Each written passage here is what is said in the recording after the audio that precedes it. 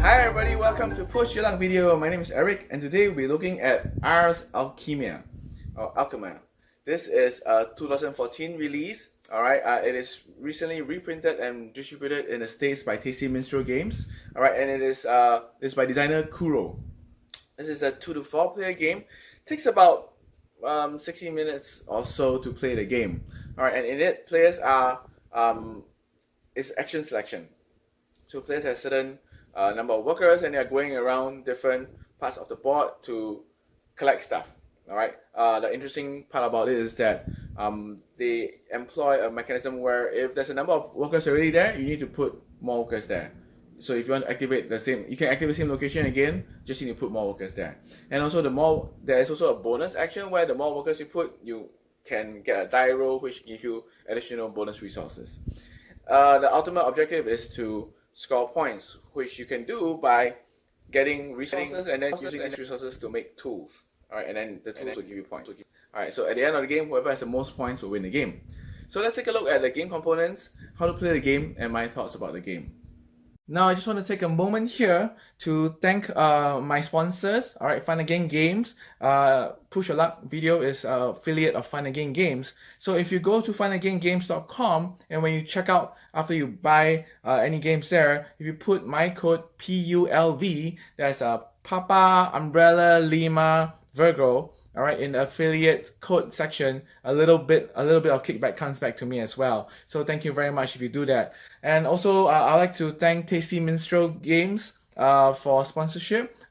Tasty Minstrel now has a podcast and is run by my very good friend Lance, the Undead Viking. So if you want to take a listen to what Tasty Minstrel has to say about the board game industry, about the games they're releasing, do check out their podcast as well. On with the review. Alright, so this is what you get in the game of Ars Alchimia. Alright, there's a game board where you place all the cards or basically action spaces where you can perform action on. Each player will also have a player board as well, which have these different cubes that mark the different types of resources that you have, as well as slots for 3 cards or 3 recipes that you're trying to make. Alright, and there's also a bunch of workers that players will have.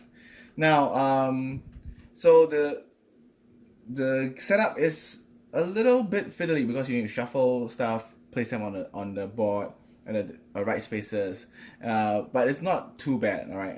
The card components, the cards are rather thin. This player board is also rather thin, so I wish it was a bit thicker, but it's okay. It's not too bad. So how do you play the game itself? So during your turn, you'll be placing workers, all right, at different locations. All right, each location will have each location that you can place workers on will have a square box like this, right, which will indicate to you how you can place the workers on it. Now, what you're doing is that when you're placing workers, you will be either getting a card or performing an action. Right? If you want to go there again, let's say if you want to come here again, I need to place one more worker than what is previously here. Now, if there was an opponent that's there, right, someone else that's there, whatever pieces that you replace, let's say for example there's one piece here, opponent's piece here, whatever piece that you replace, I want to come here, I put 2 of my workers here, this piece will go to the fountain here. It's not lost. At the end of each round, everything here will be returned back to the players. Alright, anything that is on the board as well, all the workers will be returned back to your players. So there's no real penalty and stuff like that. It's just moving it to one side. Okay, so what are different areas then? Alright, so here is the location area where you can get resources. So you're trying to get resources from here. So what this card means is that when you come to this place called the Nameless Island, alright, you will get 1 red resource. So red resource is fire. So you move up 1 by here. Next, you can roll the dice, alright, and if you roll a 6, which is a perfect, you also get these resources in addition to the red resource. So you get a green, blue, and a white.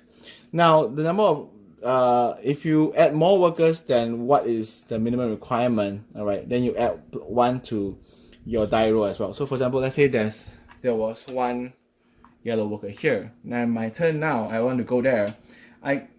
Minimally, I'll need to put 2 workers because 1 more than an existing worker here. But if I put more, let's say I put 5, all right, I put 5 here, okay, which means that now I put 3 more than what I minimally will need. So when I roll the dice, I can add 3 to my dice roll. So which means that I can increase the chances of me getting a perfect and getting these extra resources. But it will mean that I have less workers for subsequent actions of that particular round. So it's a toss-up. All right. For these are the recipes that you're trying to get. All right. What happens is that they'll give you points. All right. I'm trying to get it to focus. All right. So what happens is that they'll give you points, which is how you win the game. This is what is required to get this, to make this item. So it's like 3 greens, 1 blue, and 1 red.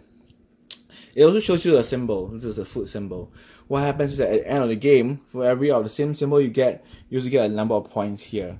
Alright, so if only one of the symbols 0 points, 2 of the symbols 1 point, 3 symbols 3 points, 4 symbols 6 points, 9 and 12, and so on and so forth. Alright.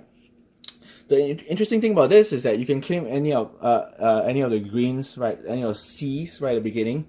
To claim the next one, the B level, you'll see that they require you to already have accomplished one item that has the scholarly hat symbol.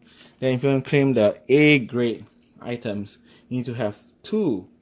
Right, you have made items with two symbols, 2 hat symbols. All right, so this is how you can get the higher up ones and get points. The interesting thing about this is that I'm not sure how they balance out the way that the point system is given for this different grades, because you can see in this case, all right, they are both 10 pointers. All right, and this requires 7 items, and this requires 7 items as well, but it requires 1 special item. This elixir, this golden icon, is the wild symbol. You can use it for any items, but it also gives you 1 point on a game. So I guess this is just slightly better than this, but to even get to the A card, you already need additional things to do. So I don't know, I kind of felt that the balance was a bit off sometimes. Anyway, the other things you can do as well is here. This is where you can actually transmute stuff. So this is where you can fulfill the requirements to make that item. So when you get these recipes, you put it in front of you like so. Right, you can only have slot for 3, but you cannot anytime fulfill them. You need to come to here to transmute them. So each of this symbol, transmute symbol, means that you can transmute. I can make 1 item, so I can make 1 of these, right? Or I can change recipe. I can change the amount of resources into elixir. So I can change any 2 different resources by pushing them down, right? And then I can get 1 elixir like so, right? So each of these symbols can allow you to do one of those things. It also has a roll benefit. So if you roll a 4 or above, all right, you get points depending on which recipe you have done. So the C grade recipe gives you extra 1 point, B grade recipe gives you extra 2 points, and A grade recipe gives you extra 3 points. All right. So this is what this the transmutation does. You can even go to the wild card here and take one from the top of the deck, look at it, do the actions, and then put it underneath. All right. So that's the interesting part about this. The location, you can do that as well. The last area is the assistants. So this is where you can hire assistants. All right. So assistants often give you certain benefits. So in this case, for example, you can pay a resource of your choice to reroll a dice roll. Right, so this can help you. Now, at the end of each round, when all players have passed, you take away all your workers, you refresh the deck again. At the start of the next round, you will get a number of workers depending on the play order that you're at.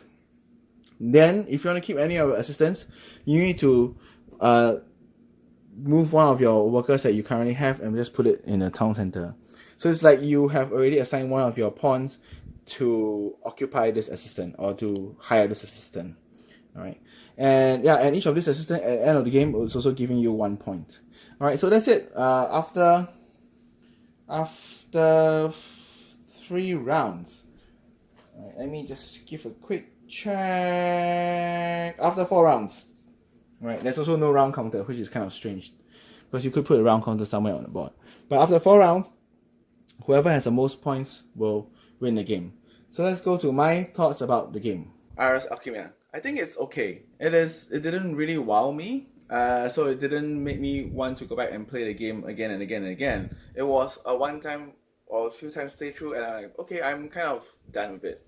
Some of the reasons is because the game state kind of is always the same. There are different phases where different tools will come out and they have more and more requirements and stuff like that. But every round, what you're trying to do is roughly the same. You're trying to get resources and turn the resources into tools. And then that's it. And then you just repeat and repeat and repeat throughout the entire rounds. So for me, the game state is kind of the same all the time. Then there's the luck of the roll of dice. Some people who get very lucky when they roll the dice and they get a lot of bonus resources, it makes it easier for them to get the resources and fulfill the tools requirement much more easier than the rest of us. So when you play against someone like that and your dice rolls are crappy, it really feels quite bad, and then it makes you feel that the game is very luck based. You can mitigate the dice roll by putting in more workers, but that kind of takes away from what you can use the workers for the other locations as well. And then also there is the randomness of the top cards, the top hidden cards. You can try for that. Maybe you get something good, maybe you get something bad, but it's still a random luck. So I guess the randomness kind of makes it a bit more, finicky for me. It doesn't make it feel like if they remove the randomness, or maybe if you put in X amount of extra workers, you confirm will get that number of resource, that bonus resource. It kind of makes it a bit more thinky, a bit more strategic for me, because now I know for sure if I spend more workers there, I will get this amount of resources. But if I spend more workers there, it means that I cannot go to more places than I normally would. Alright, so maybe that might help things along. The rulebook was a bit difficult to go through. There are some terms and things that were a bit strange. But you can look online for the FAQ and stuff like that, and it should be fine. Not so difficult. So all in all, I would say that this is a try before you buy. Alright.